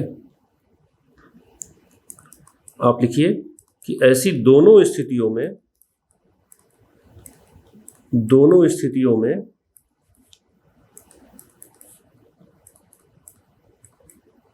मजदूर का शोषण बढ़ता जाता है। ठीक है। अब चूंकि मैंने कहा कि जो मार्क्सवाद है वो ये दर्शाने का प्रयास कर रहा है कि किस तरीके से कैपिटलिज्म में जो कैपिटलिस्ट है वो सर्वहारा का या मजदूर का शोषण करता है, और वो शोषण इस तरीके से बढ़ता जाता है कि जिसके चलते ही वो कहता है कि समाज में वर्ग संघर्ष विद्यमान रहते हैं। यानी जो नेक्स्ट जो तत्व है वो मार्क्सवाद की विचारधारा में वो वर्ग संघर्ष का है। ठीक है। तो आप हेडिंग डाल लें।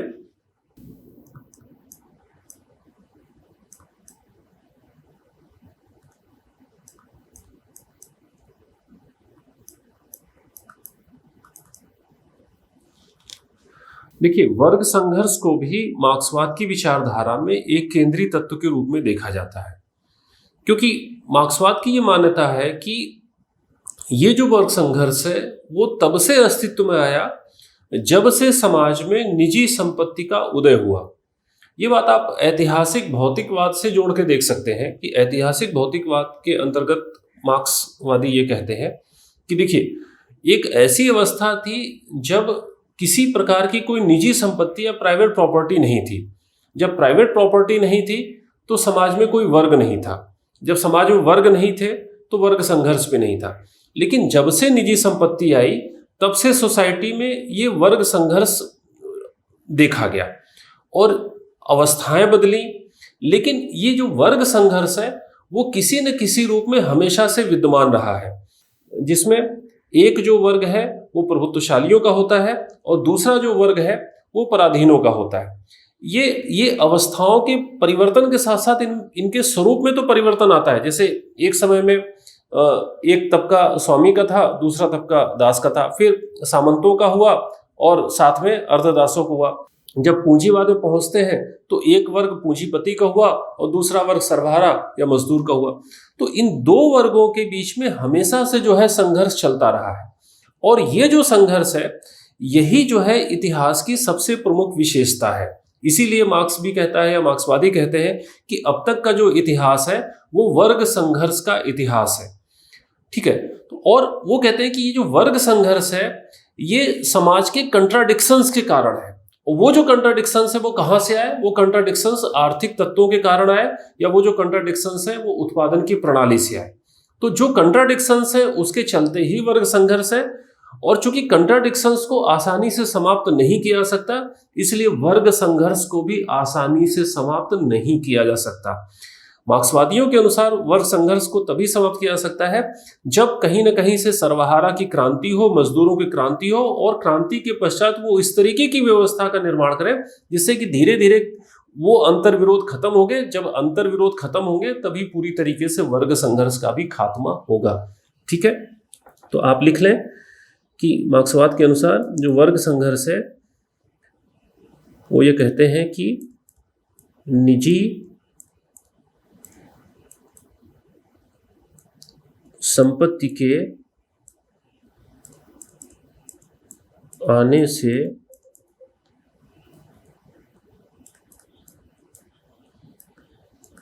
समाज में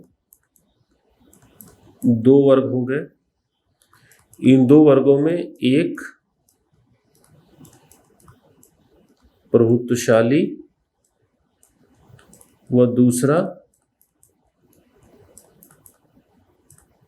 पराधीन हो गया।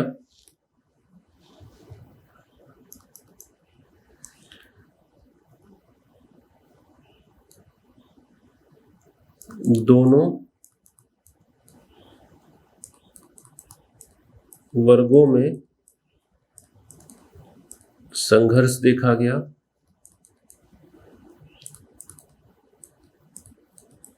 संघर्ष का कारण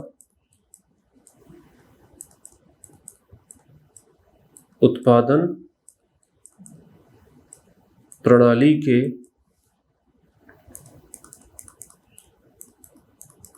अंतर्विरोध है, जो आसानी से समाप्त नहीं हो सकते। ठीक है, और इसी आधार पे वो कहते हैं कि इसीलिए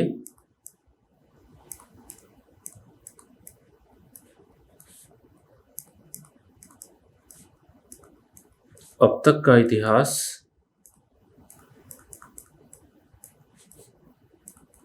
वर्ग संघर्ष का इतिहास है।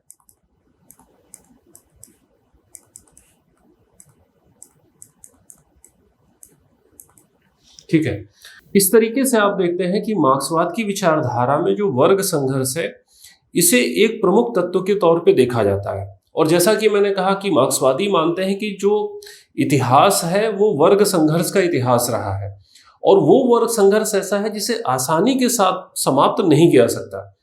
जब सर्वहारा की क्रांति होगी और उसके बाद सर्वहारा की क्रांति के पश्चात धीरे धीरे करके जब पूंजीपति के अवशेषों को पूरी तरीके से समाप्त किया जाएगा, तभी जाके ये वर्ग संघर्ष समाप्त हो पाएगा। ठीक है, तो इसी क्रम में आगे बढ़ते हैं और जो नेक्स्ट तत्व है उसे हम देखते हैं, जिसे कि हम सर्वहारा की क्रांति के रूप में देखते हैं।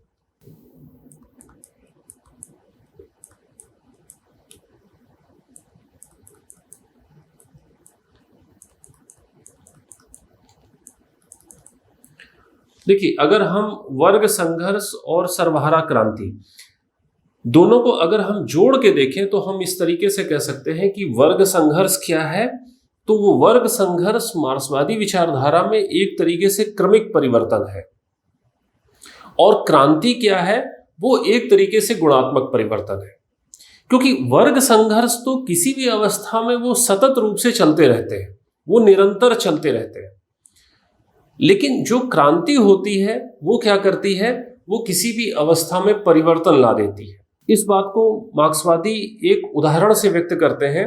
वो कहते हैं कि जैसे आप पानी को गर्म करते हैं, तो जब आप पानी को गर्म करते हैं तो क्या होता है कि 99 डिग्री तक जो पानी है वो धीरे धीरे करके गर्म होता है। तो जो 99 डिग्री तक पानी जो धीरे धीरे करके गर्म होता है, वहां पे कौन सा परिवर्तन होता है? तो वहां पे क्रमिक परिवर्तन होता है। लेकिन जब पानी उस स्तर पे गर्म हो जाता है, जब वो 100 डिग्री पे पहुंच जाता है, तो पानी क्या हो जाता है? वो भाप में परिवर्तित हो जाता है। तो वहां पे क्या हुआ? वहां पे एक तरीके से गुणात्मक परिवर्तन हुआ। वहां पे क्या हुआ? पानी जब भाप में तब्दील हो गया तो क्या हुआ?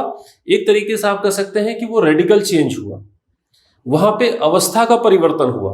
तो उसी तरीके से मार्क्सवादी कहते हैं कि जो वर्ग संघर्ष है वो तो क्रमिक परिवर्तन है, वहां पे धीरे धीरे वो चेंजेस चलते रहते हैं।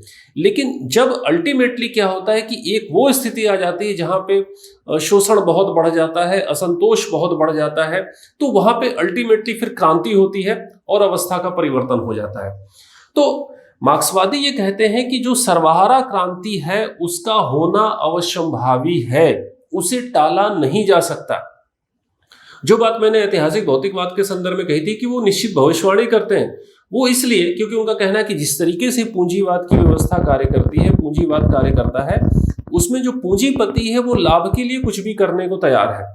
तो धीरे धीरे क्या होता है कि जो पूंजीपति है उसका मुनाफा बढ़ता है, लेकिन पूंजीपति का मुनाफा किसकी कीमत पे बढ़ रहा है? तो मजदूरों के शोषण की कीमत पे बढ़ रहा है। तो एक और पूंजीपति का मुनाफा बढ़ेगा, दूसरी ओर मजदूर का शोषण बढ़ेगा। जैसे जैसे शोषण बढ़ेगा उनमें असंतोष होगा, उनकी चेतना बढ़ेगी और अल्टीमेटली एक वो पॉइंट आ जाएगा जिसे बॉइलिंग पॉइंट कह सकते हैं, कि जिसमें अवस्था का परिवर्तन होता है, जिसमें पानी भाप में तब्दील हो जाता है। उसी तरीके से सर्वहारा क्रांति होगी और पूंजीवाद की जो व्यवस्था है उसका अंत होगा और उसकी जगह पे एक नई व्यवस्था अस्तित्व में आएगी। ठीक है, तो आप लिख लें कि वो कहते हैं कि आप तुलनात्मक रूप से लिख लें कि जो वर्ग संघर्ष है वो क्या है? वो एक तरीके से क्रमिक परिवर्तन है।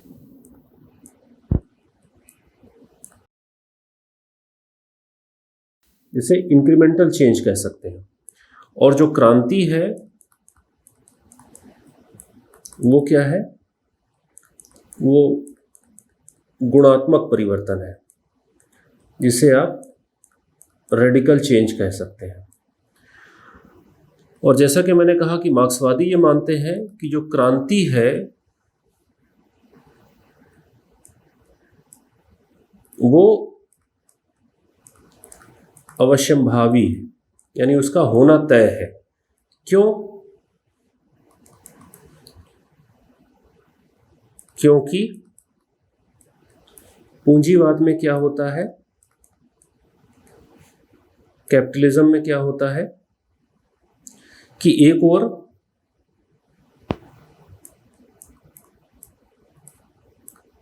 पूंजीपति का मुनाफा बढ़ता है,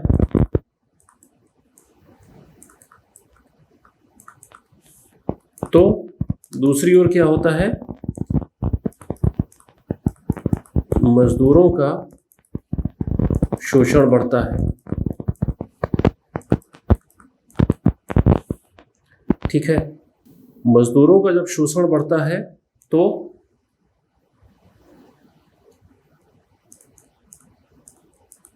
मजदूरों में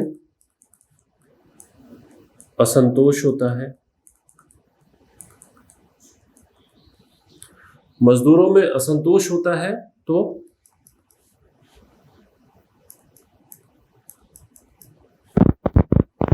मजदूरों की चेतना बढ़ती है, और जब चेतना बढ़ती है तो ये मानना है कि यही मजदूर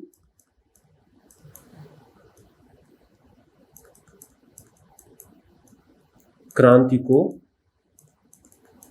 अंजाम देते हैं। ठीक है, और क्रांति होगी तो क्या होगा? जैसा कि मैंने कहा आपसे कि क्रांति से व्यवस्था परिवर्तन होगा।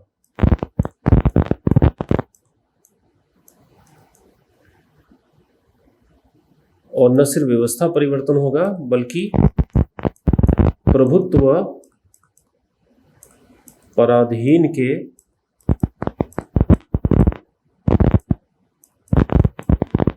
समीकरण में भी परिवर्तन आएगा। ठीक है, तो मार्क्सवादी कहते हैं कि जब ये क्रांति होगा तो क्रांति व्यवस्था में परिवर्तन ला देगी। यानी अब जो पूंजीवाद की जो व्यवस्था है या पूंजीवाद की जो व्यवस्था है वो समाप्त हो जाएगी। तो जब पूंजीवाद की व्यवस्था के खिलाफ क्रांति होगी तो पूंजीवाद की व्यवस्था समाप्त होकर एक नई व्यवस्था आ जाएगी जिसे वो कहते हैं कि समाजवाद की व्यवस्था। तो जो समाजवाद की जो व्यवस्था आती है वो तो क्रांति के माध्यम से आती है, लेकिन उसी क्रम में मार्क्सवादी कहते हैं कि जो साम्यवाद की व्यवस्था आएगी वो स्वतः आएगी। यानी जो अंतिम जो तत्व है मार्क्सवादी विचारधारा का उसे हम समाजवाद और साम्यवाद के रूप में देखते हैं, और उसे हम किस तरीके से व्याख्यायित करते हैं वो आप देखने का प्रयास करें। कि आप लिख लें नेक्स्ट जो है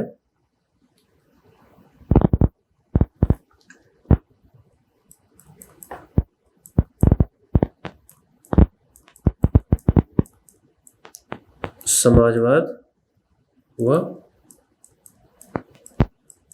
साम्यवाद।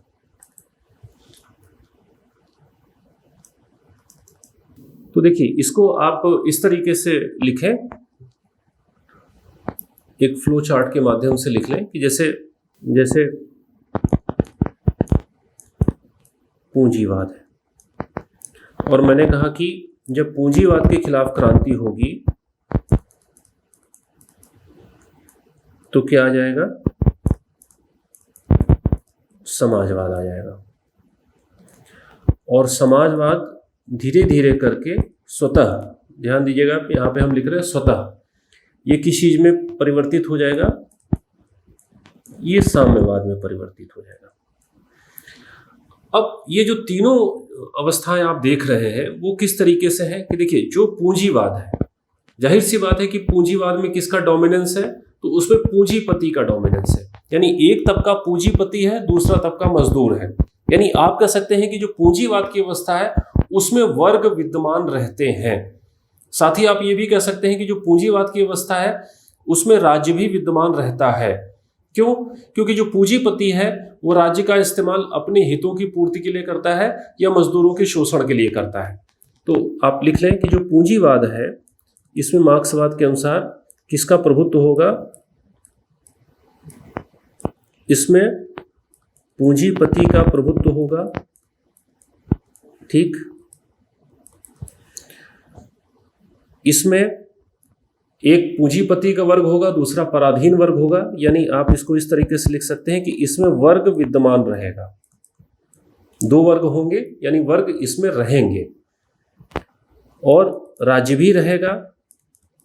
और जो राज्य होगा वो क्या करेगा, वो विद्यमान रहेगा जो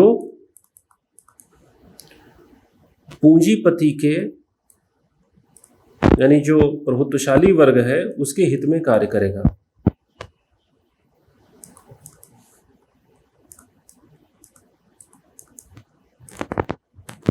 यानी राज्य किस प्रकार का राज्य होगा, जो मार्क्सवाद का एक बहुत ही प्रसिद्ध जो वाक्य है जिसमें वो कहते हैं कि राज्य क्या है, वो राज्य एक तरीके से शोषण का यंत्र है। यानी पूंजीपति राज्य का इस्तेमाल करता है मजदूरों के शोषण के लिए। तो राज्य क्या होगा, राज्य एक तरीके से शोषण का यंत्र होगा।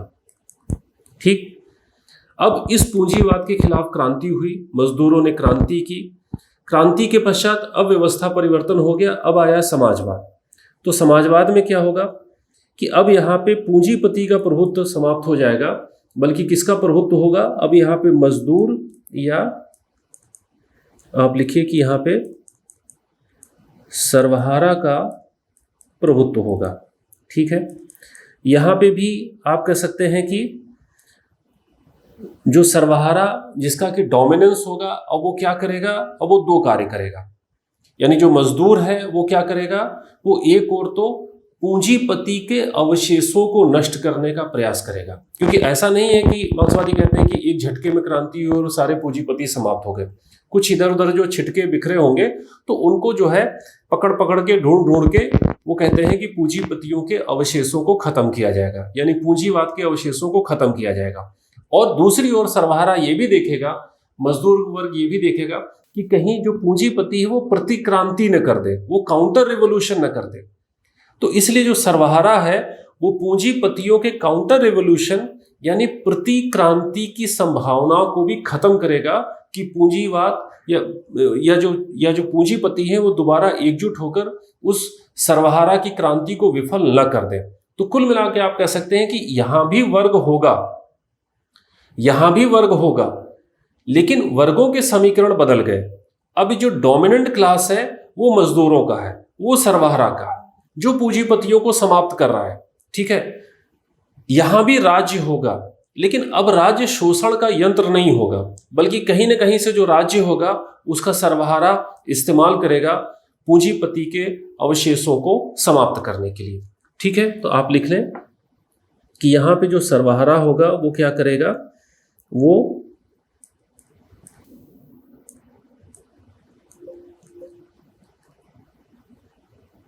पूंजीपति के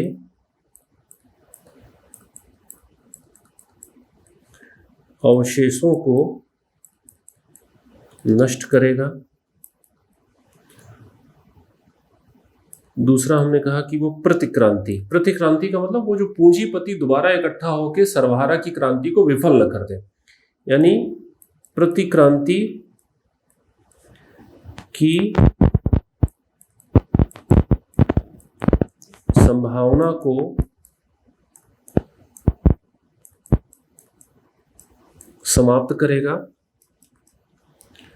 यानी आप कह सकते हैं कि यहां पे वर्ग विद्यमान होगा, और जैसा कि मैंने कहा कि वर्ग तो विद्यमान होगा लेकिन वर्गों के समीकरण बदल गए। पहले जो पूंजीपति डोमिनेट कर रहा था अब सर्वहारा डोमिनेट करेगा। वर्ग विद्यमान होगा, राज्य भी होगा, लेकिन वो जो राज्य होगा वो किसके नियंत्रण में होगा, वो सर्वहारा के नियंत्रण में होगा।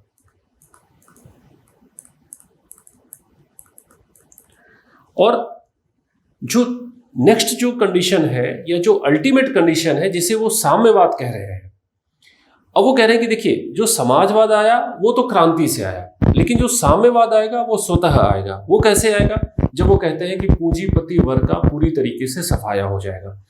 जब पूंजीपति वर्ग पूरी तरीके से खत्म हो जाएगा, यानी दो में से एक वर्ग पूरी तरीके से खत्म हो जाएगा, तो वर्ग की संकल्पना के लिए जरूरी है कि एटलीस्ट दो वर्ग हो।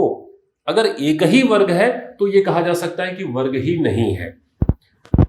तो मार्क्सवादी कहते हैं कि जब पूंजीपति वर्ग का पूरी तरीके से सफाया हो जाएगा, जब एक ही वर्ग बचेगा, यानी दूसरे शब्दों में कहा जाएगा कि वर्ग ही समाप्त हो गए, यानी अब जो अवस्था आएगी वो कहीं ना कहीं से वर्ग विहीन अवस्था होगी, वो क्लासलेस सोसाइटी होगी। और चूंकि राज्य अब तक क्या था, राज्य कहीं ना कहीं से पूंजीपति के हाथ में शोषण का यंत्र था। राज्य जो है एक पर्टिकुलर वर्ग के हितों का संरक्षक था, लेकिन जब वर्ग ही समाप्त हो गए तो शोषण के यंत्र के रूप में राज्य की भी आवश्यकता नहीं होगी।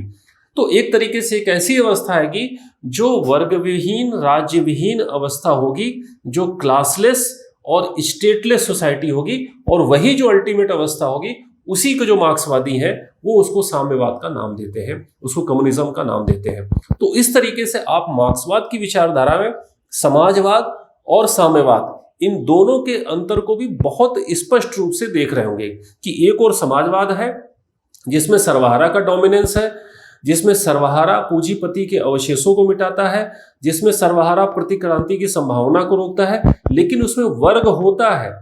वर्ग के समीकरण बदल जाते हैं लेकिन वर्ग होता है, राज्य होता है, यद्यपि राज्य की भूमिका बदल जाती है। लेकिन जो साम्यवाद है वो कैसी अवस्था है, जिसमें जो कि एक तरीके से वर्ग विहीन और राज्य विहीन अवस्था है, वो क्लासलेस और स्टेटलेस सोसाइटी है। ठीक है, तो लिखिए जो साम्यवाद है इसमें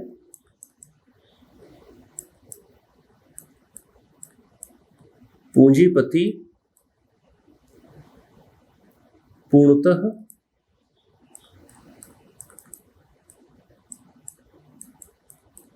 समाप्त हो जाते हैं। यानी ये एक तरीके से वर्ग विहीन और राज्य विहीन अवस्था होती है।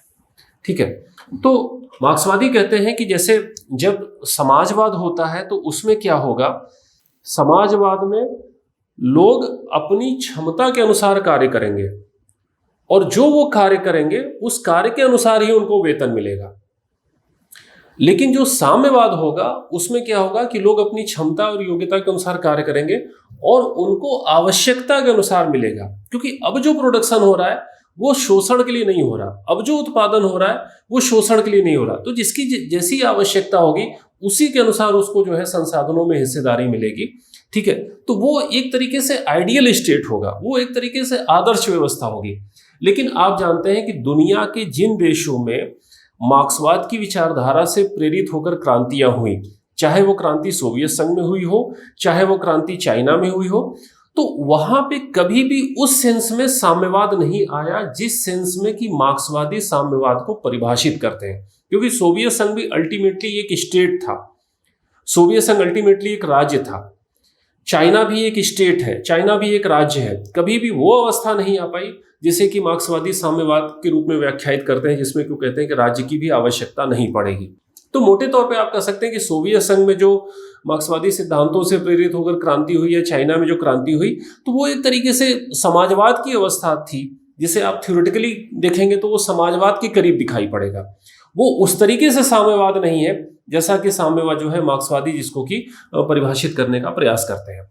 तो मैं समझता हूं कि जो मार्क्सवाद की जो विचारधारा है, इसके जो भी कंसेप्चुअल एस्पेक्ट्स हैं, इसके जो भी कॉन्सेप्ट्स हैं, उनको आप बहुत ही स्ट्रक्चर्ड तरीके से समझ पाए होंगे। क्योंकि जैसा कि मैंने शुरू में कहा था कि मार्क्सवाद एक ऐसी विचारधारा है जिसकी चर्चा बहुत व्यापक रूप से की जाती है, लेकिन हमारे सामने जो चैलेंज होता है कि हम किस तरीके से एग्जाम में अगर इससे कोई प्रश्न पूछा जाता है तो उसको हम किस तरीके से सीमित शब्दों में हम उसको बेहतर तरीके से लिख पाएं। तो आपकी जो एग्जामिनेशन की जो आवश्यकता है उसी को ध्यान में रखते हुए मैंने आपसे मार्क्सवाद की चर्चा की और मैं उम्मीद करता हूं कि चीजें आपको बेहतर तरीके से समझ में आई होंगी। अब मार्क्सवाद की चर्चा में और भी कई महत्वपूर्ण डायमेंशंस हैं। नेक्स्ट लेक्चर में हम लोग मार्क्सवाद की विविध धाराओं के बारे में चर्चा करेंगे और वो चर्चा भी एक बहुत ही महत्वपूर्ण चर्चा है, क्योंकि मार्क्सवाद की जो डिफरेंट जो उसकी धाराएं हैं उनसे भी प्रश्न पूछे जा सकते हैं। और साथ ही हम लोग ये भी समझने का प्रयास करेंगे कि मार्क्सवाद की जो विचारधारा है उसकी वर्तमान संदर्भ में या समकालीन संदर्भ में उसकी क्या प्रासंगिकता है। खासतौर पे चूंकि हम लोग आज 21वीं शताब्दी में वैश्वीकरण के दौर में है, जहां पे आर्थिक गतिविधियां वैश्वीकृत आधारों पर देखी जाती हैं, तो वहां पे मार्क्सवाद की विचारधारा को किस रूप में देखा जाए तो उस पर भी हम लोग चर्चा करेंगे, क्योंकि वो भी आप देखेंगे कि प्रश्नों के लिहाज से एक बहुत ही महत्वपूर्ण चर्चा है। तो चलिए आज की जो चर्चा है उसे यहीं तक रोकते हैं। नेक्स्ट लेक्चर में हम लोग मार्क्सवाद की धाराओं और उसकी समकालीन प्रासंगिकता के बारे में बात करेंगे। बहुत बहुत धन्यवाद।